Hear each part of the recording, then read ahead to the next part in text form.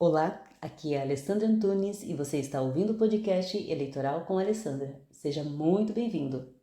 Hoje vamos dar continuidade ao nosso papo sobre prestação de contas eleitorais. Vamos conversar sobre Fundo Especial de Assistência Financeira aos Partidos Políticos.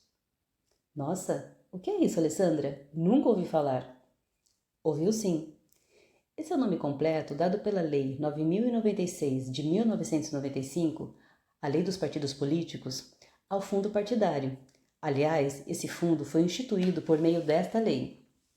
Esse fundo é constituído por dotações orçamentárias da União, multas eleitorais, penalidades, doações e outros recursos financeiros a ele destinado por determinação legal. O fundo partidário é distribuído aos partidos políticos anualmente, por meio de duodécimos, ou seja, as agremiações partidárias recebem mensalmente uma parcela do valor total a que têm direito, durante os 12 meses do ano. O valor é transferido pela Justiça Eleitoral aos órgãos nacionais e a eles cabe a distribuição aos órgãos partidários regionais e municipais. E como seria a distribuição do fundo partidário aos partidos políticos, Alessandra?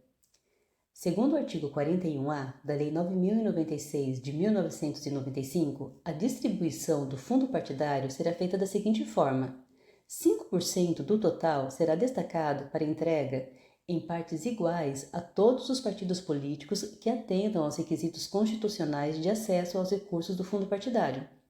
95% serão distribuídos aos partidos políticos na proporção dos votos obtidos na última eleição geral para a Câmara dos Deputados. Os valores repassados aos partidos políticos são publicados mensalmente no Diário da Justiça Eletrônico, o DJE, e pode ser consultado no site do TSE. Os recursos do fundo partidário podem ser usados para pagamento de despesas ordinárias de manutenção do partido e para aplicação nas campanhas eleitorais. Os gastos para manutenção do partido devem ser informados na prestação de contas anual. Não vou abordar esse assunto aqui, porque o nosso foco é falar sobre aspectos da prestação de contas eleitorais. Contas partidárias fica para o futuro.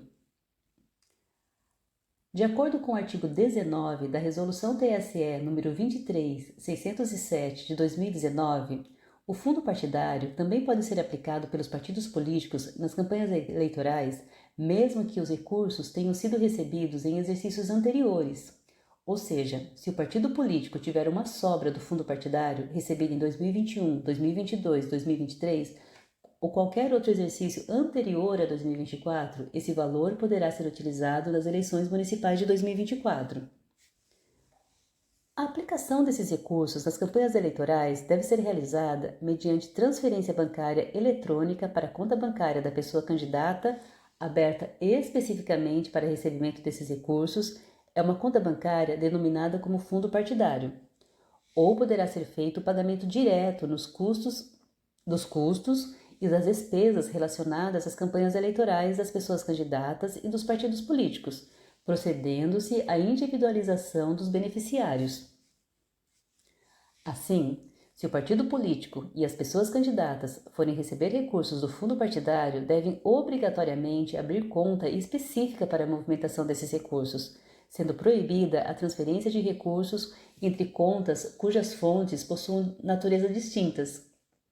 Logo, os recursos recebidos em doação de pessoas privadas ou do FEFEC não podem ser misturados aos recursos do fundo partidário, devem ser mantidos em contas diferentes.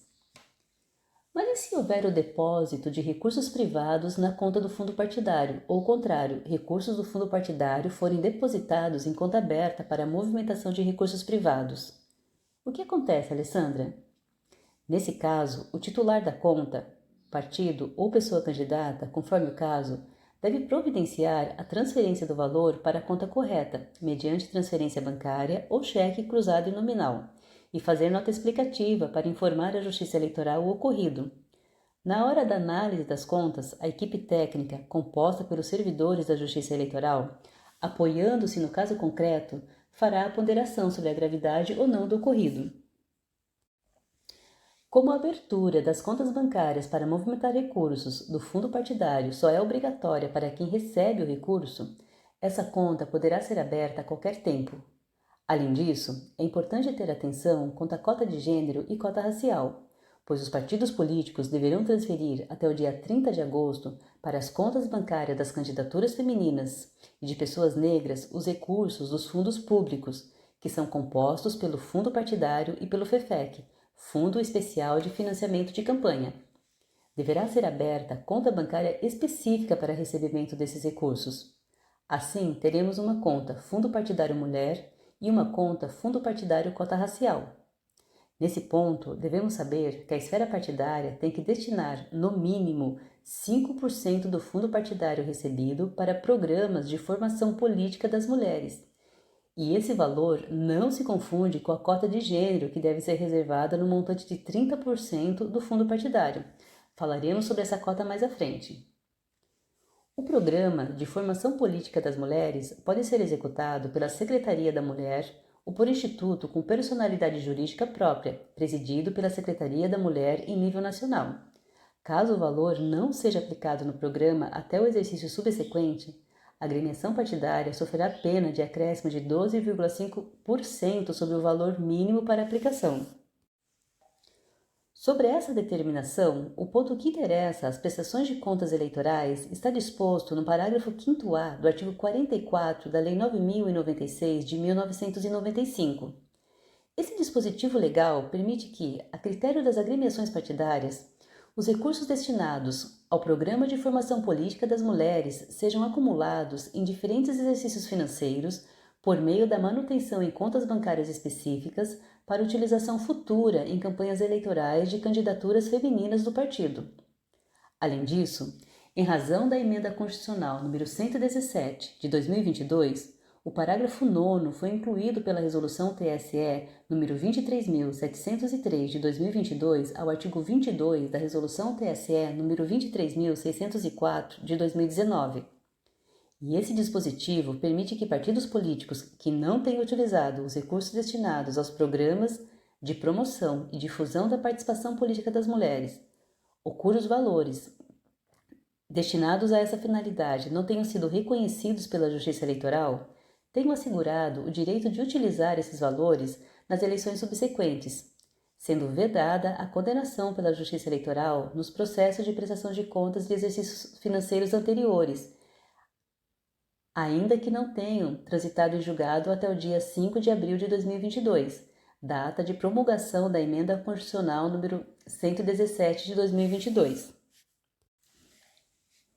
A aplicação desses recursos nas campanhas femininas deve ser feita até 30 de agosto, mas é bom que saibamos que a Ação Direta de Inconstitucionalidade número 7.419 de 2023 questiona a constitucionalidade da Emenda Constitucional número 117 de 2022.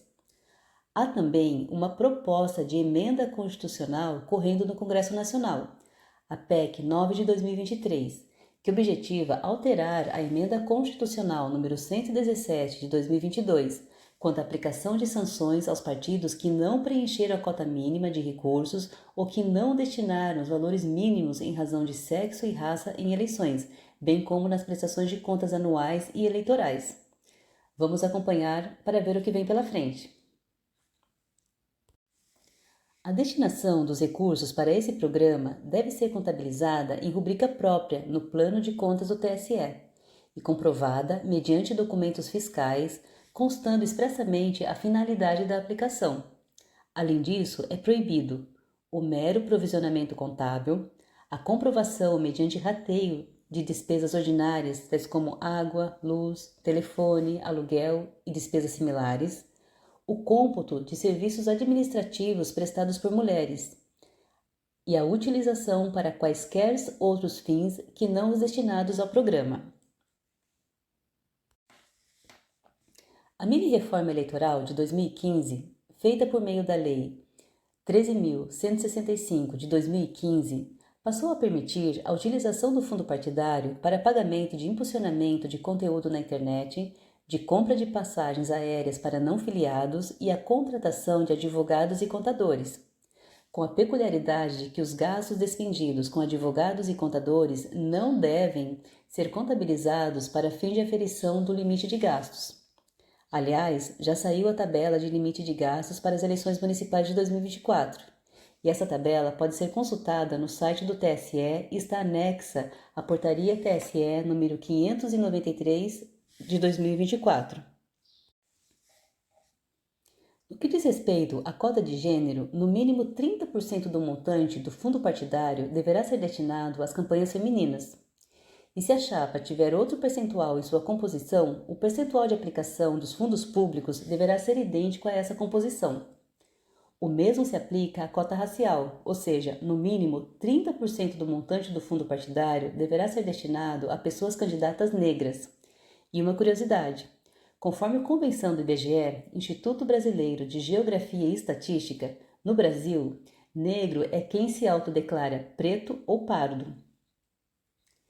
Importante destacar que o Supremo Tribunal Federal decidiu, na DPF 738, que o volume de recursos destinados a candidaturas de pessoas negras deve ser calculado a partir do percentual dessas candidaturas dentro de cada gênero e não de forma global.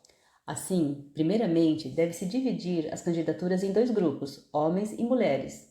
Na sequência, deve-se estabelecer o percentual de candidaturas de mulheres negras em relação ao total de candidaturas femininas, bem como o percentual de candidaturas de homens negros em relação ao total de candidaturas masculinas.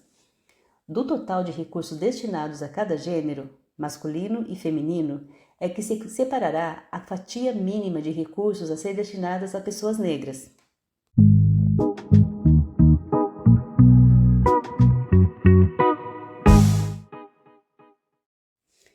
Eu só gostaria de abrir um espaço para dizer que é muito triste que tenhamos que falar em cota de raça, porque para mim só existe uma raça, a raça humana. E assim, brancos, negros, amarelos, enfim, todos nós deveríamos ter as mesmas oportunidades e o mesmo tratamento na sociedade. Mas infelizmente, nós sabemos que não é assim. O racismo existe e é refletido nos meandros da política, em que a maioria dos que participam ativamente é branca. Por isso, são muito importantes essas medidas afirmativas para que mais pessoas negras participem da política nacional, pois quanto mais pessoas negras houverem cargos importantes, como os cargos políticos, menos elas serão vítimas do racismo, porque isso irá contribuir para que elas sejam valorizadas como devem ser. O mesmo digo em relação às cotas femininas, pois elas são de extrema relevância para que mulheres ganhem espaço para participar das decisões públicas.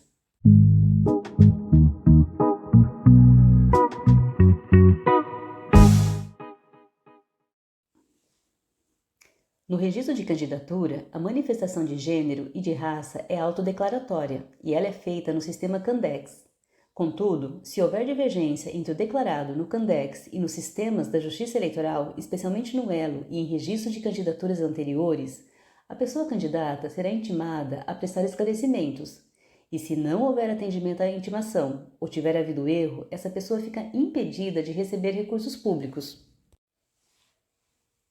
Além disso, o Tribunal Superior Eleitoral, em fevereiro de 2024, decidiu que as candidaturas indígenas também devem ser beneficiadas por uma cota, a cota indígena, e assim contarão com a distribuição proporcional do fundo partidário e do FEFEC, nos mesmos moldes das candidaturas de pessoas negras.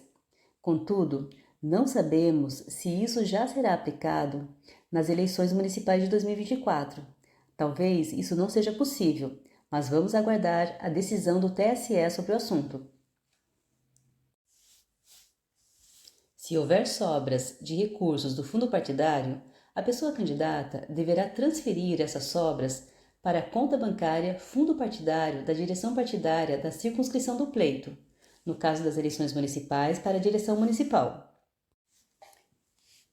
E caso haja a transferência de recursos do fundo partidário entre partidos que integram federação e, porventura, haja a desaprovação das contas do partido beneficiado em decorrência de irregularidades na aplicação desses recursos, isso acarretará a desaprovação das contas do partido doador.